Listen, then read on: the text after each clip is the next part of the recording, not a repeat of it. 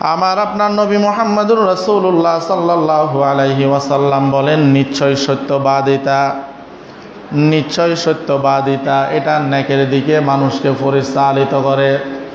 আর যেই সমস্ত মানুষগুলা নেক কাজ করে এদেরকে তার নেক কাজে জান্নাতের দিকে নিয়ে যায়, ওই ব্যক্তিকে জান্নাতের দিকে নিয়ে যায়। মানুষ যদি তার জীবনকে যদি সত্য দিয়ে সাজাইতে থাকে, সর্বক্ষেত্রে যদি তার মধ্যে সত্যবাদিতা থাকে, ব্যক্তিগত জীবনে যদি ওই ব্যক্তির মধ্যে সত্যবাদিতা থাকে, পারিবারিক জীবনের মধ্যে যদি ওই ব্যক্তির সত্যবাদিতা থাকে, সামাজিক জীবনের মধ্যে যদি ওই ব্যক্তির মধ্যে সত্যবাদিতা থাকে, রাজনৈতিক জীবনে যদি ওই ব্যক্তির মধ্যে সত্যবাদিতা থাকে, অর্থনৈতিক জীবনের মধ্যে যদি ওই ব্যক্তির সত্যবাদিতা থাকে, সর্বক্ষেত্রে যদি ওই ব্যক্তির সত্যবাদিতা থাকে, নবীজি সাল্লাল্লাহু আলাইহি ওয়াসাল্লাম বলেন ওই ব্যক্তির নাম আল্লাহ রাব্বুল আলামিনের দফতরের মধ্যে সিদ্দিক হিসাবে লিপিবদ্ধ করা হয়। সুবহানাল্লাহ। অনুরূপভাবে একজন মানুষ যদি মিথ্যা কথা বলে, একজন মানুষ যদি মিথ্যার উপর চলে, একজন মানুষ যদি সর্বক্ষেত্রে যদি মিথ্যার উপর থাকে, তো ওই ব্যক্তি মিথ্যা বলার কারণে গুনাহ হয়, গুনাহ মানুষকে জাহান্নামের দিকে নিয়ে যায়। ওই ব্যক্তি ব্যক্তিগত জীবনে মিথ্যাবাদী হওয়ার কারণে, পারিবারিক জীবনে মিথ্যাবাদী হওয়ার কারণে, সামাজিক জীবনে মিথ্যাবাদী হওয়ার কারণে, অর্থনৈতিক জীবনে মিথ্যাবাদী হওয়ার কারণে, রাজনৈতিক জীবন। আসসালামু আলাইকুম ওয়া রাহমাতুল্লাহি ওয়া বারাকাতুহু।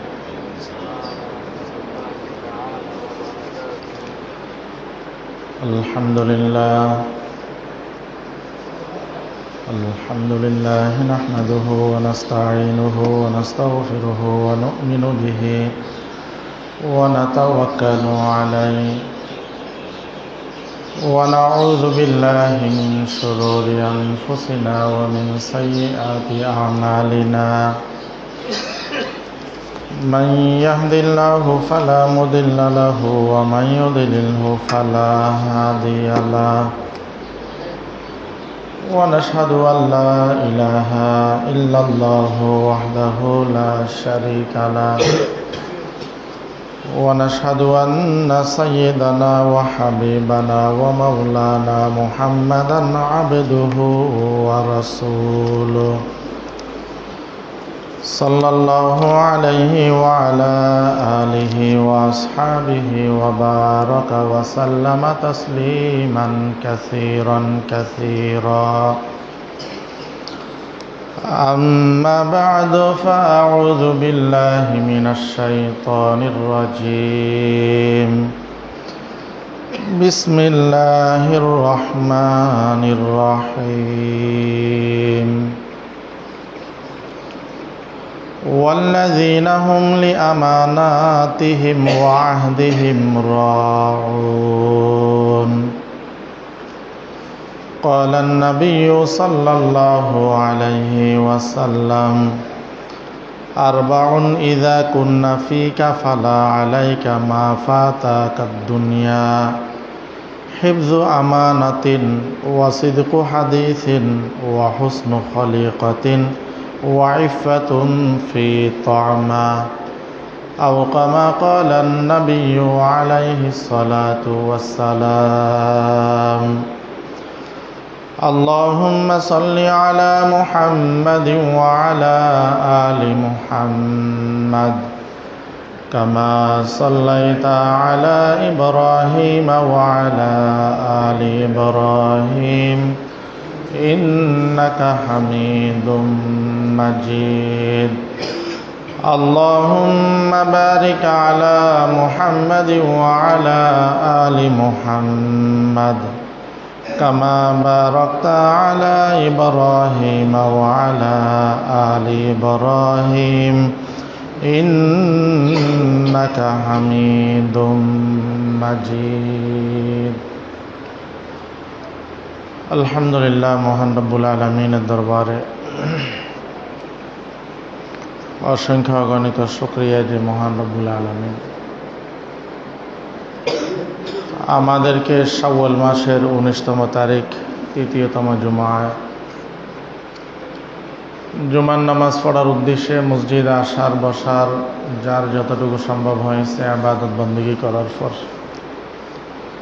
প্রতি জুমার নিয়ে সংক্ষিপ্ত সময়ে কিছু কথা বলার নিয়তে, শোনার নিয়তে আল্লাহ রাব্বুল আলামিন একত্রিত হওয়ার তৌফিক দান করেছেন। এই জন্যে আমরা শুকরিয়া আদায় করি, সকলে বলি আলহামদুলিল্লাহ। লক্ষ কোটি দুরূদ ও সালামের হাদিয়া তাজেদার মদিনা সৈয়দুল মুরসালিন ইমামুল আম্বিয়া খাতামুন নবিয়্যিন রাহমাতুল লিল আলামিন শাফিউল মুজনবিন সাহেবে কাউসার জনাব মুহাম্মদুর রাসূলুল্লাহ সাল্লাল্লাহু আলাইহি ওয়াসাল্লামের উপর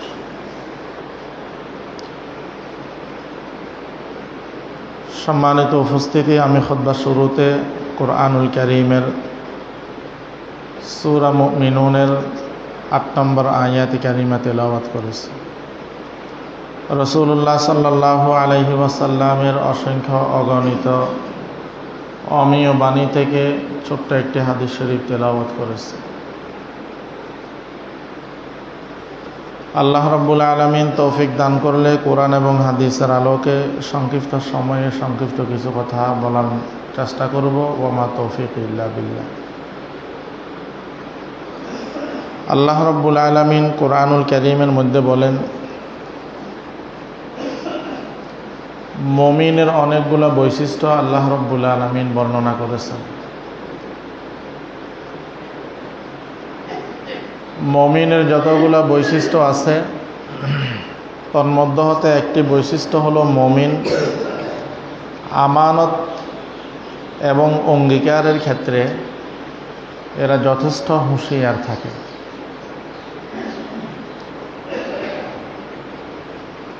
একজন মুমিনের কাছে কোনো কিছু আমানত রাখলে সেটার খেয়ানত হয় না। কাহারোর সাথে কোনো বিষয়ে অঙ্গীকারবদ্ধ হলে সেই অঙ্গীকার কখনো কি হয় না, বিফল যায় না, অসম্পূর্ণ থাকে না। নবীজি সাল্লাল্লাহু আলাইহি ওয়াসাল্লাম হাদিসের মধ্যে বলেন যে তোমাদের মধ্যে যদি 4টি গুণ থাকে, ওই ব্যক্তি দুনিয়ার আর কিছু না পাইলেও কোনো ক্ষতি নেই। একজন মানুষের মধ্যে যদি 4টি বৈশিষ্ট্য থাকে এবং ওই ব্যক্তি যদি দুনিয়ার আর কোনো কিছু নাও পায়, তো ওটার জন্য ওই ব্যক্তির কোনো কি নাই, আফসোস নাই, ওই ব্যক্তির কোনো ক্ষতি নেই। তন্মধ্য হতে 1 নম্বর বৈশিষ্ট্যের নাম হইলে আমানতদারি। 4টি বৈশিষ্ট্যের মধ্যে 1 নম্বর বৈশিষ্ট্যের নাম হইল আমানতদারি। আমানতদারি রক্ষা করা, এটা মুমিনের বৈশিষ্ট্য।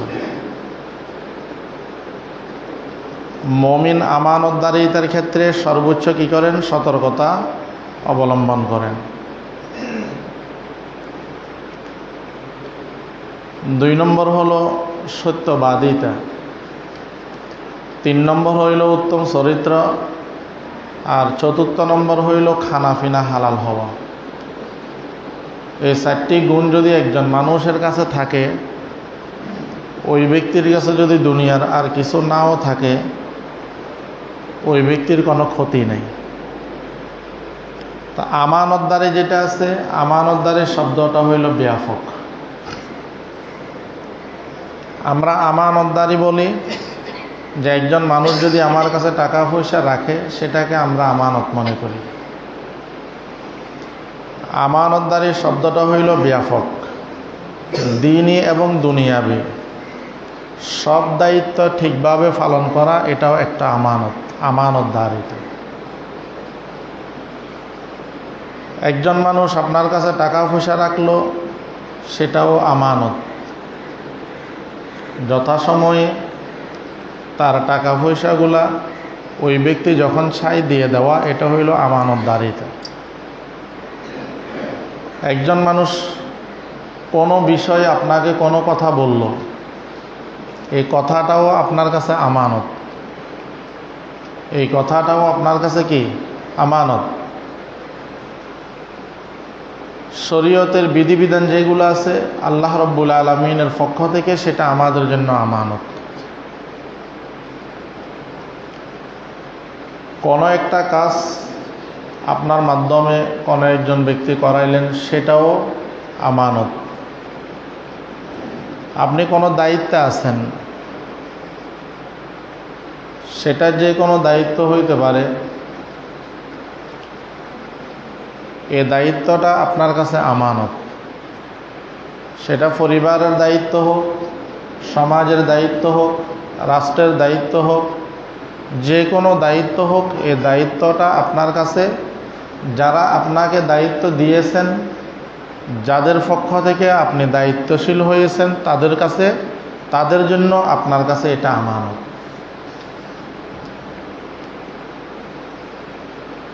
এইভাবে বিভিন্ন মজলিসের মধ্যে দুইজন ব্যক্তি কোনো জায়গার মধ্যে বলে একটা কথা বললেন, অথবা ঘরোয়া পরিবেশে কোনো একটা মজলিসের মধ্যে কোনো একটা বৈঠক হলো, সেটা পারিবারিক বৈঠকও হইতে পারে, আপনার ব্যক্তিগত বৈঠকও হইতে পারে, ব্যবসায়িক বৈঠকও হইতে পারে, সামাজিক বৈঠকও হইতে পারে। যে কোনো বিষয়ভিত্তিক কোনো বৈঠক যদি হয়, ওই বৈঠকের ওই কথাগুলো যারা উপস্থিত থাকবে এদের কাছে হইল আমানত।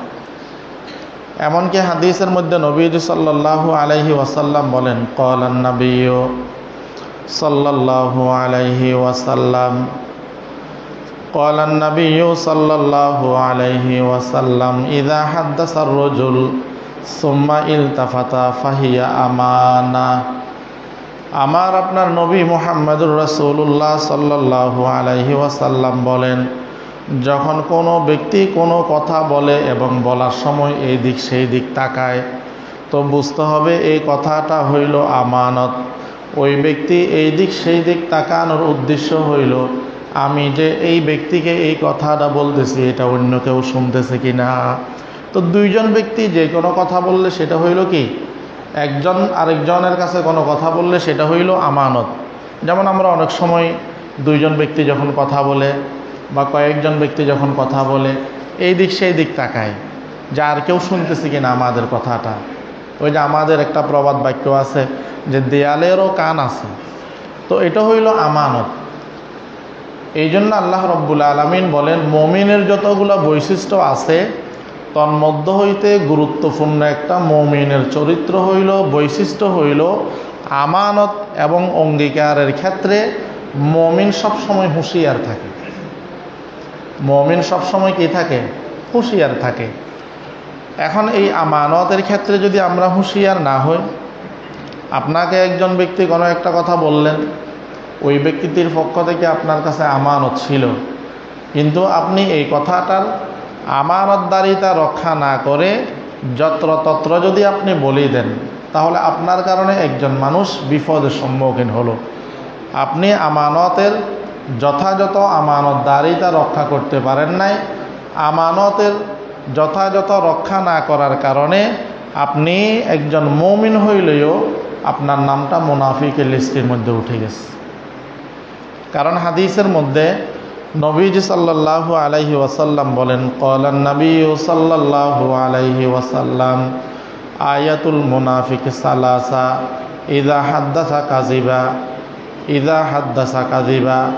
আমার আপনার নবী মুহাম্মদুর রাসূলুল্লাহ সাল্লাল্লাহু আলাইহি ওয়াসাল্লাম বলেন, মুনাফিকের বৈশিষ্ট্য হইল তিনটা। এক নম্বর বৈশিষ্ট্য হইল যখন কথা বলে মিথ্যা বলে। দুই নম্বর বৈশিষ্ট্য হলো তার কাছে আমানত রাখলে আমানতের খিয়ানত করে।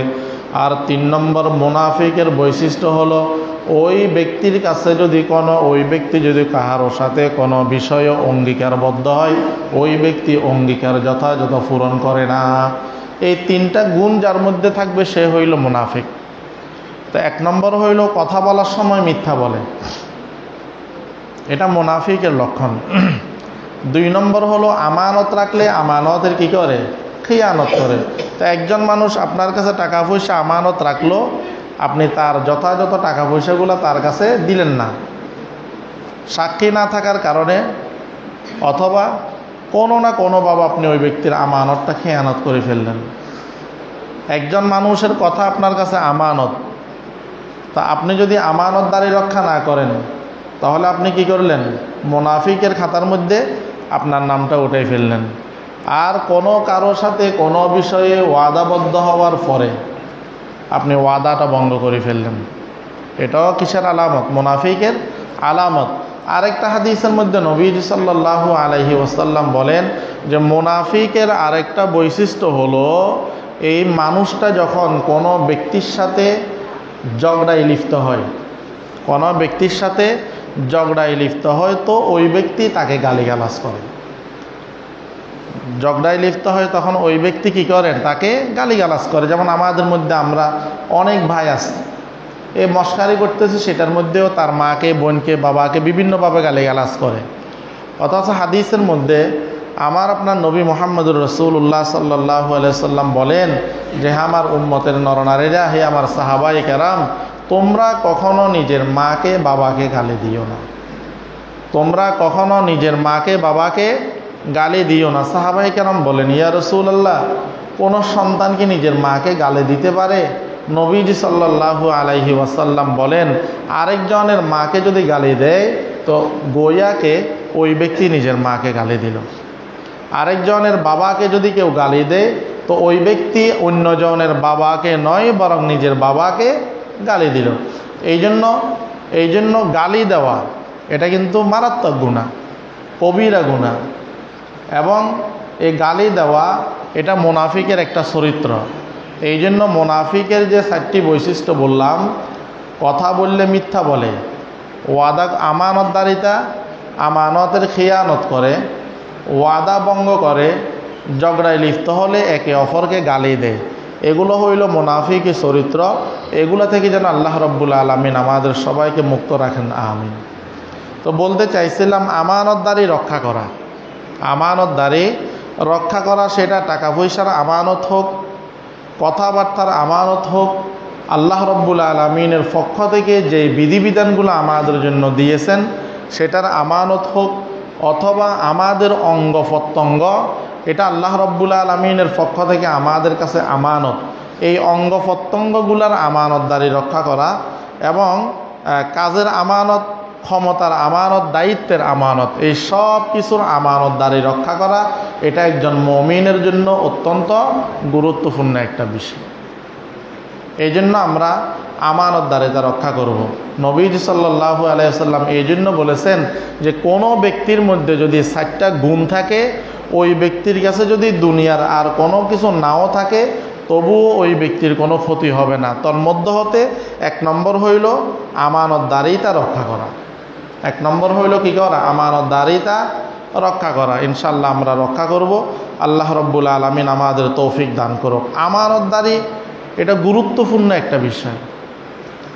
আল্লাহ রাব্বুল আলামিন কোরআনুল কারীমের মধ্যে বলেন, ইন্না আরাদনাল আমানাতা আলাস সামাওয়াতি ওয়াল আরদি ওয়াল জিবাল ফাআবাইনা আন ইয়াহমিলনাহা ওয়া আশফাকনা মিনহা ওয়া হামালাহাল ইনসান। আল্লাহ রাব্বুল আলামিন এই আয়াতের মধ্যে বলেন, আমি আসমান জমিন এবং পাহাড়ের কাছে আমার আমানত আমি পেশ করছিলাম। তো এরা এই আমানত গ্রহণ করতে কি করেছেন? অস্বীকার করেছেন। কিন্তু মানুষ এই আমানত কি করেছেন? গ্রহণ করেছেন। এখন এইখান থেকে মুফাসসিরিনে কেরাম বলেন, এইখান থেকে আমানত দ্বারা উদ্দেশ্য হইল আল্লাহ রাব্বুল আলামিনের বিধিবিধান, আল্লাহ রাব্বুল আলামিনের সকল হুকুম আহকাম, এটা আমাদের কাছে কি?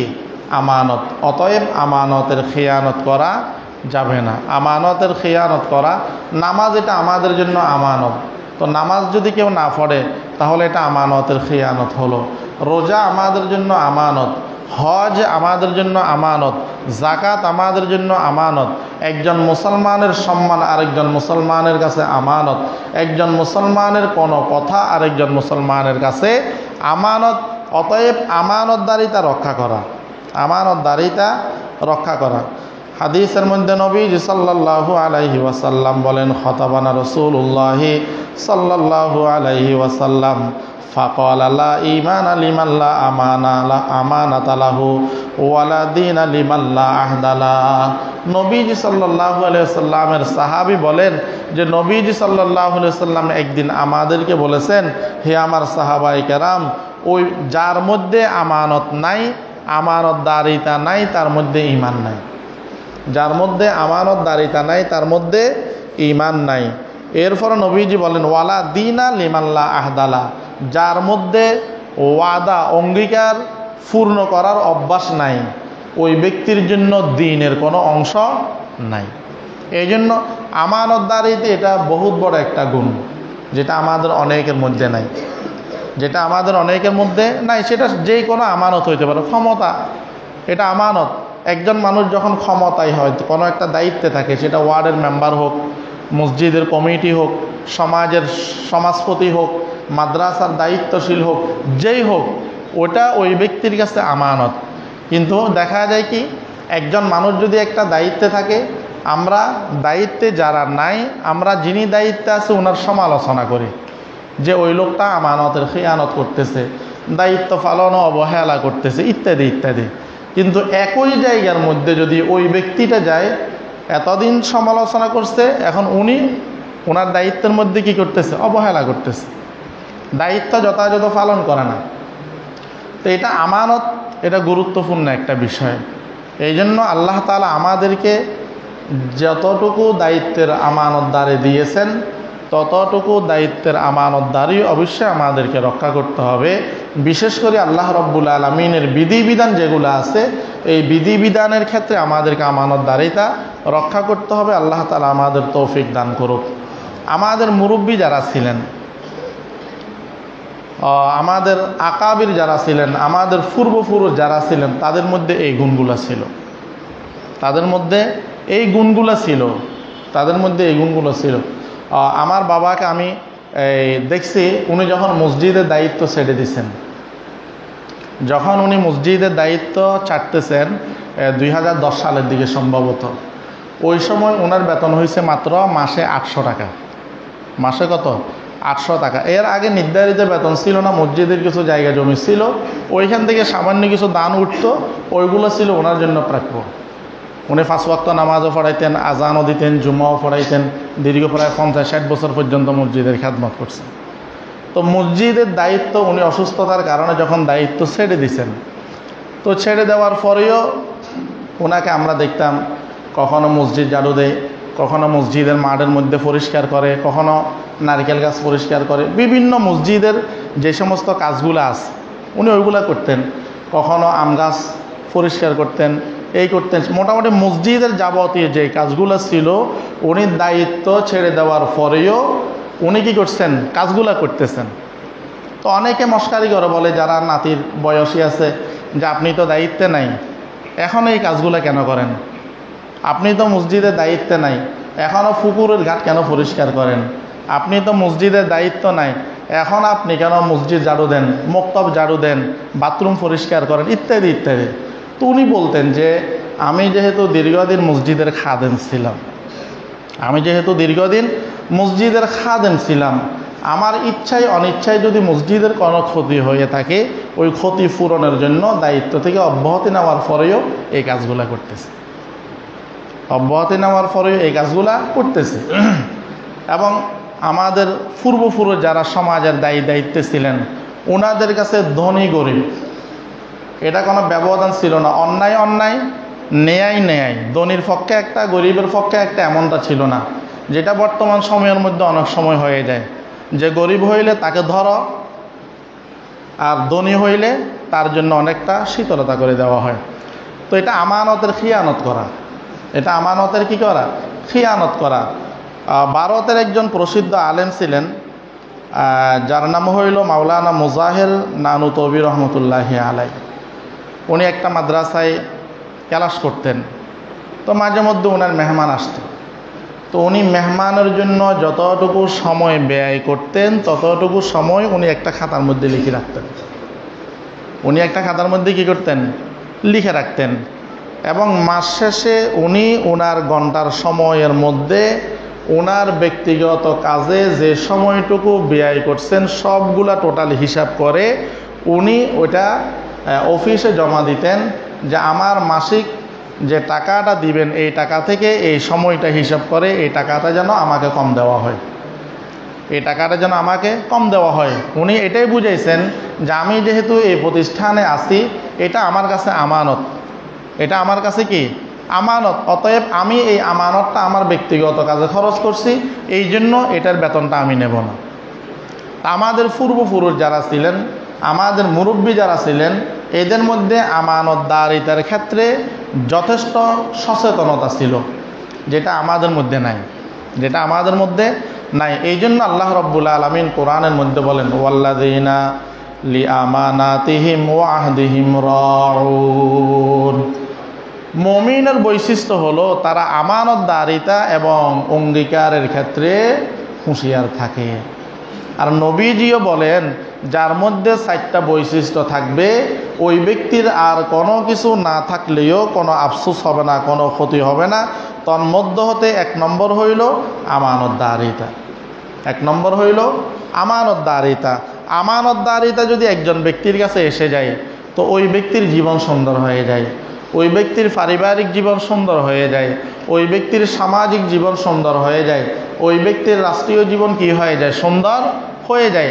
আর আমানতদারিতা যদি না থাকে, তো পরিবারের মধ্যে ব্যক্তিগত জীবনেও অশান্তি ভোগ করে, পারিবারিক জীবনেও অশান্তি ভোগ করে, সামাজিক জীবনেও অশান্তি ভোগ করে, রাজনৈতিক জীবনেও অশান্তি ভোগ করে, একবারে সর্বক্ষেত্রে অশান্তি ভোগ করে। এই জন্য আমানতদারিতা এটা বহুত বড় গুণ। আল্লাহ তাআলা আমাদের সবাইকে এই গুণে গুণান্বিত হওয়ার জন্য তৌফিক দান করুক, আমিন। নবীজি সাল্লাল্লাহু আলাইহি ওয়াসাল্লাম বলেন, 2 নম্বর হলো সত্যবাদিতা।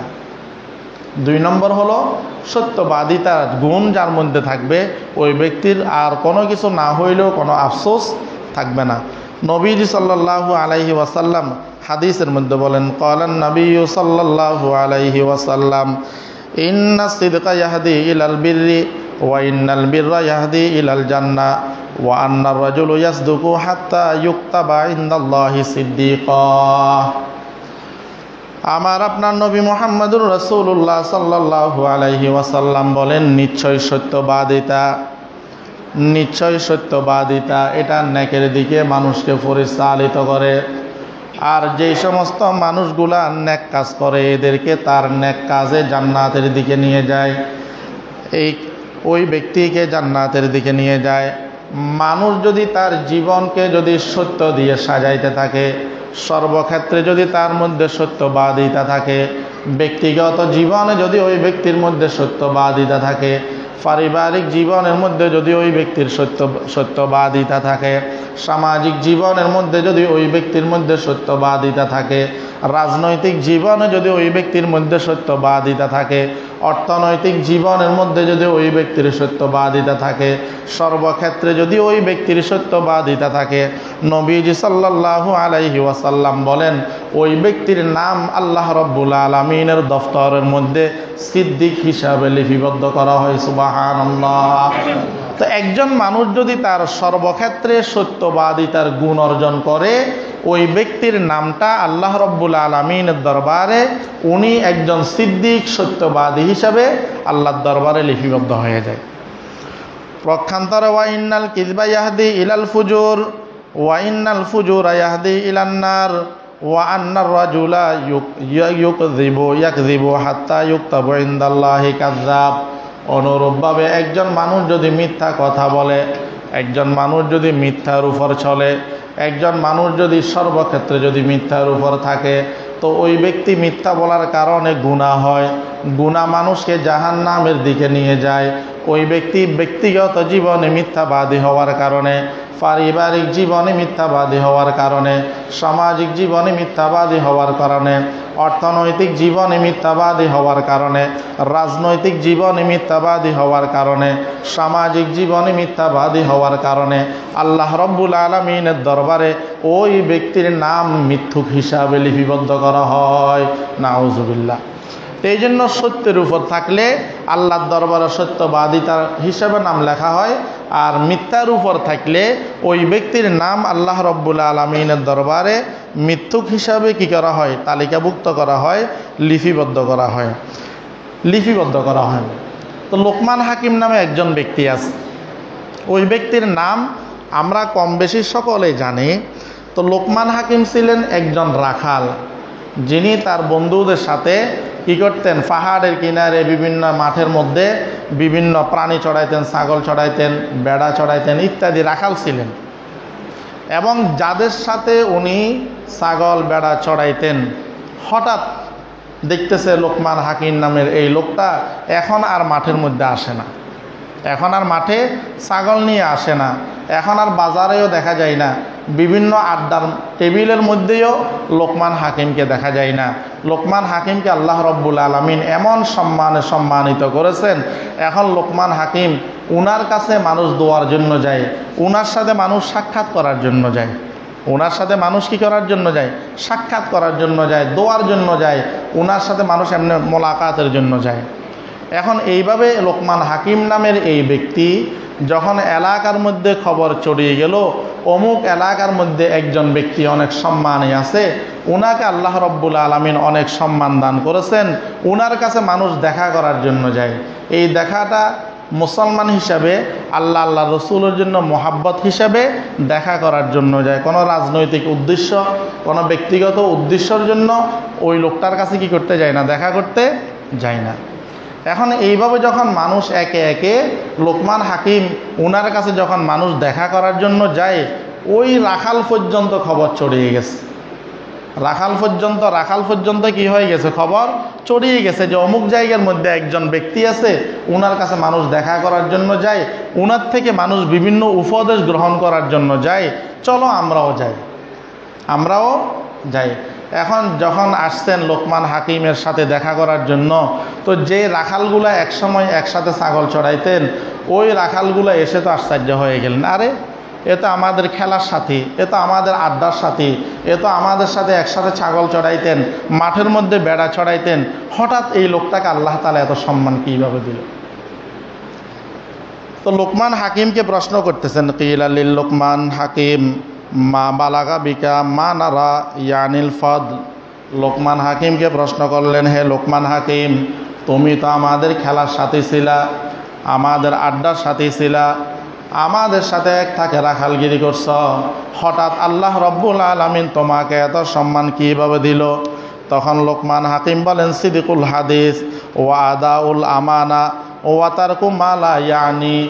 আমি যে এই সম্মানে সম্মানিত হয়েছি এর পিছনে তিনটা কারণ। এক নম্বর হইল আমি সত্য কথা বলতাম, দুই নম্বর কারণ হইল আমানতদারিতা রক্ষা করতাম, আর তিন নম্বর কারণ হলো অহেতুক কথা এবং অহেতুক কাজ থেকে আমি বিরত থাকতাম। এই তিনটা কারণে আল্লাহ তাআলা আমার সম্মান কি করে দিয়েছেন, বাড়ায় দিয়েছেন। এক নম্বর কারণ হলো আমি সত্য বলতাম, আমি কি করতাম, সত্য বলতাম। এই জন্য সত্যবাদিতা এটা বহুত বড় একটা গুণ, সত্যবাদিতা এটা অনেক বড় একটা কি গুণ, যে সত্যবাদিতার কারণে আল্লাহ রব্বুল আলামিনের দরবারে ওই ব্যক্তির নাম হয়ে যাইতেছে কি সিদ্দিক। আবার মিথ্যার কারণে ওই ব্যক্তির নাম আল্লাহ রব্বুল আলামিনের কাছে হয়ে যাইতেছে মিথ্যুক, কাযযাব। তো লোকমান হাকিম বলতেছেন তিনটা কারণে আল্লাহ তাআলা আমাকে সম্মানিত করেছেন। এক নম্বর হইল সত্যবাদিতার কারণে আল্লাহ তাআলা আমাকে সম্মানিত করেছেন। দুই নম্বর হইল আমি যথাযথ আমানতদারিতা রক্ষা করতাম, এই জন্য আল্লাহ তাআলা আমাকে এই সম্মানে নিয়ে আসছেন। তিন নম্বর হইল অহেতুক কথা এবং কাজ পরিত্যাগ করার কারণে আল্লাহ রব্বুল আলামিন আমাকে এতটুকুই নিয়ে আসছেন। এই জন্য ভাই সত্যবাদিতার দাম আছে। সমাজের মধ্যে সত্যবাদিতার দাম না থাকলেও কিন্তু আল্লাহ রব্বুল আলামিনের কাছে সত্যবাদিতার কি আছে, দাম আছে। এখন সমাজের মধ্যে সত্যবাদিতার দাম নাই। একজন লোক যদি সত্য কথা বলে তো অনেক মানুষ আছে ওই লোকটাকে এড়িয়ে চলে। একজন মানুষ যদি মিথ্যা কথা বলে, মিথ্যার মধ্যে রস থাকে, চায়ের দোকানের মধ্যে বসে বসে মিথ্যা বলতে পারলে তো দেখবেন ওই লোকের পিছনে ঘুরার লোক অনেক হয়ে যায়, ওই লোকের পিছনে ঘুরার লোক অনেক হয়ে যায়। আমাদের একজন হুজুর ছিলেন, উনি যেখানে যাকে যেই দোষ দেখতেন বলে দিতেন। একজন মানুষ গোসল করার জন্য পুকুর ঘাটে গেছে, লুঙ্গিটা হাঁটুর উপরে, তো বলতেছেন ভাই এটা কি করলেন, আপনি নিজেও গুনাহগার হইতেছেন, আমাদেরকেও গুনাহের বাগিদার বানাইতেছেন। এখন উনি এই কথাটা বলার পর উনি রেগে গেলেন, আপনি এত কিছু খেয়াল করেন কেন? তো সত্য বললে অনেক সময় মানুষ সমাজের মধ্যে শত্রু হয়ে যায়, আর মিথ্যার লেভেল দিয়ে থাকলে অনেক সময় মানুষ কি হয়ে যায়, আপন হয়ে যায়। তো এই জন্য আল্লাহ রব্বুল আলামিনের কাছে সত্যবাদিতার দাম আছে। দুনিয়ার মধ্যে সত্যবাদিতার দাম না থাকলেও আল্লাহর কাছে সত্যবাদিতার কি আছে? দাম আছে। অতএব আমরা যদি সত্যবাদিতার উপরে যদি অটল থাকতে পারি তো আল্লাহ রব্বুল আলামিনের দরবারে আমাদের নাম সিদ্দিক হয়ে যাবে। আর মিথ্যাবাদিতার উপর যদি অটল থাকি আমাদের নাম আল্লাহর দরবারে কাজ্জাব, মিথ্যুক হিসাবে লিপিবদ্ধ হয়ে যাবে। 3 নম্বর গুণ হইল নবীজি সাল্লাল্লাহু আলাইহি ওয়াসাল্লাম বলেন, যার মধ্যে উত্তম চরিত্র থাকবে, যার মধ্যে উত্তম চরিত্র থাকবে ওই ব্যক্তির আর কোনো কিছুর প্রয়োজন নাই। ওই ব্যক্তির আর কোনো কিছুর কি নাই? প্রয়োজন নাই। উত্তম চরিত্র এটা আল্লাহ রব্বুল আলামিনের দরবারে অনেক দাম। উত্তম চরিত্রের আল্লাহ রব্বুল আলামিনের দরবারে অনেক দাম। এই জন্য আমরা উত্তম চরিত্রের মালিক হওয়ার জন্য চেষ্টা করব। আল্লাহ তাআলা আমাদের সবাইকে তৌফিক দান করুক। একজন মানুষের চরিত্র যদি উত্তম হয় তো ওই মানুষটাই উত্তম হয়ে যায়। একজন মানুষের চরিত্র যদি ভালো হয় তো মুমিন, ওই ব্যক্তি মুমিন হয়ে যায়। একজন মানুষ যদি তার চরিত্র ভালো হয় ওই ব্যক্তি প্রিয় নবী জনাবে মুহাম্মদুর রাসূলুল্লাহ সাল্লাল্লাহু আলাইহি ওয়াসাল্লামের প্রিয় হয়ে যায়। একজন মানুষের চরিত্র যদি উত্তম হয়ে যায় ওই ব্যক্তি জান্নাত লাভ করে। একজন মানুষের চরিত্র যদি উত্তম হয়, অন্যরা নফল নামাজ আর নফল রোজা রাখলে যে সওয়াব পায়, উনার চরিত্র উত্তম হওয়ার কারণে, মানুষের সাথে উত্তম ব্যবহার করার কারণে ওই ব্যক্তির আমল নামার মধ্যে অন্যদের নফল রোজা এবং নফল নামাজের সওয়াব আল্লাহ রব্বুল আলামিন এই ব্যক্তির মধ্যে লিপিবদ্ধ করা হয়। একজন মানুষের চরিত্র যদি ভালো হয় ওই ব্যক্তির উত্তম চরিত্র কিয়ামতের কঠিন ময়দানে দাড়ি ফাল্লার মধ্যে নেকি হিসাবে ওজন করা হয়। একজন মানুষের চরিত্র যদি উত্তম হয়ে যায় তো ওই ব্যক্তি জান্নাতের মধ্যে আল্লাহ রব্বুল আলামিন তাকে উচ্চ মর্যাদার অসীন করে দেন। সুবহানাল্লাহ। এই জন্য 3 নম্বর গুণ হইল উত্তম চরিত্রের মালিক হওয়া। 3 নম্বর গুণ হইল উত্তম চরিত্রের মালিক হওয়া। আর 4 নম্বর হইল খাদ্য পবিত্র হওয়া। খাদ্য কি হওয়া? পবিত্র হওয়া। খাদ্য পবিত্র হওয়া এটা কিন্তু বহুত বড় একটা গুণ। আল্লাহ রব্বুল আলামিন কোরআনের মধ্যে আমার আপনার নবী মুহাম্মদুর রাসূলুল্লাহ সাল্লাল্লাহু আলাইহি ওয়াসাল্লাম সহ অন্যান্য নবী রসুলদেরকেও বলতেছেন, ইয়া আইয়ুহার রসুল কুলু মিনাত তাইয়্যিবাত ওয়া আমালু সলিহা। নেক আমল আল্লাহর দরবারে কবুল হওয়ার জন্য 1 নম্বর শর্ত হইল খাদ্য হালাল হওয়া। 1 নম্বর শর্ত হইল খাদ্য হালাল হওয়া। যেখানে আল্লাহ রব্বুল আলামিন নবীদেরকে বলতেছেন কি? হালাল খাওয়ার জন্য এবং নেক আমল করার জন্য। দোয়া কবুলের যতগুলো শর্ত আছে তন্মধ্য হতে একটা শর্ত হইল আপনার খাবার হালাল হওয়া। আপনি হারাম খাইবেন, আপনি আল্লাহর দরবারে দোয়া করবেন, এই দোয়া আল্লাহ কবুল করবেন না। তো খাবার কি হওয়া? হালাল হওয়া। এই জন্য রাসূলুল্লাহ সাল্লাল্লাহু আলাইহি ওয়াসাল্লাম হাদিসের মধ্যে বলেন, তলবু কসবিল হালাল ফরিদাতুন বাদাল ফরিদা। হালাল রিজিক তালাশ করা ফরজের পরে আরেকটা ফরজ। হালাল রিজিক তালাশ করা ফরজের পরে আরেকটা ফরজ। এই জন্য আমাদের খাদ্য হালাল হওয়া এটা কিন্তু আমাদের জন্য অত্যন্ত গুরুত্বপূর্ণ একটা বিষয়। কিন্তু আমরা তো এখন আমাদের অধিকাংশ ইনকাম হারাম হয়ে গেছে। আমাদের মধ্যে অনেক ভাই অনেক সময় গর্ববোধ করে বলে, তো হুজুর আমাদেরকে বলে না, অনেক সময় চেষ্টা করে আর কি, যে বলো হুজুর আমি বাড়ির মধ্যে একটা ঘর করছি। ওই ঘরটা কীভাবে করছি? ওই যে মোবাইলের মধ্যে কতগুলো গেমস খেলে, ওই টাকা ইনকাম করে কি করছেন? ঘর বানাইছেন। ওই টাকা ইনকাম করে তার পরিবার চালায়। এটা তো সম্পূর্ণ হারাম। এই ইনকামটা তো সম্পূর্ণ কি? হারাম। অথচ আমরা অনেক আছে যারা অনলাইনে বেশিরভাগ পরিচিত, এদের মধ্যে অধিকাংশ আছে অবসর সময়টা এই মোবাইলের মাধ্যমে ইনকাম করে। এটা সম্পূর্ণ হালাল, এটা সম্পূর্ণ হারাম। এটা হালাল হওয়ার ন্যূনতম কোনো সুযোগও নাই, কিন্তু অনেকে ইনকাম করতেছে, ওই টাকা দিয়ে নিজেও চলতেছে, পরিবারও চালাইতেছে। কিন্তু কিয়ামতের ময়দানে আল্লাহ রব্বুল আলামিন আমাদেরকে 5টি প্রশ্ন করবেন। এই 5টি প্রশ্নের উত্তর দেওয়া ব্যতীত আল্লাহর সামনে থেকে এক কদম নাড়ানোর সুযোগ নেই। 1 নম্বর প্রশ্ন, হায়াত কীভাবে অতিবাহিত করেছি। 2 নম্বর প্রশ্ন, যৌবনকাল কীভাবে অতিবাহিত করেছি। 3 নম্বর প্রশ্ন, আমি কিভাবে ইনকাম করেছি, বৈধ পথে না অবৈধ পথে।